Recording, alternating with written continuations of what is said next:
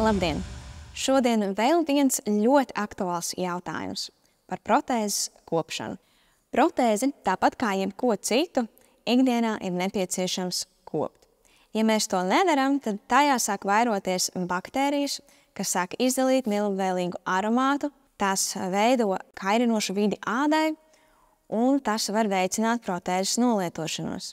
Tiem, kuri ikdienā lieto protēzi ar gēla vai silikona uzmalu, to katru vakaru nepieciešams kopt un mazgāt, lai tā būtu ilgāk kalpojoša. Savukārt tiem, kuri lieto protēzi, kas saskaras tiešā veidā ar čaulu, arī katru vakaru iesakām to mazgāt un dezinficēt.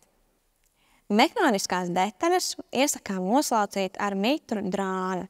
Noteikti nelietām virsū daudz ūdeni, lai tās nesarūsētu un nesabojātos. Ja lietojat kādas sarežģītākas komponentes ar hidrauliskajiem mehānismiem, iesakām regulāri sazināties ar savu tehnisko ortopēdu, lai noskaidrotu, vai nav nepieciešams šo detaļu aizsūtīt uz servisu. Plašāk par to, kā kopt savu tehnisko palīgu līdzekli, ko izmantojat ikdienā, varat uzzināt mūsu mājaslapā, kā arī meklējot aprakstā pie šī video.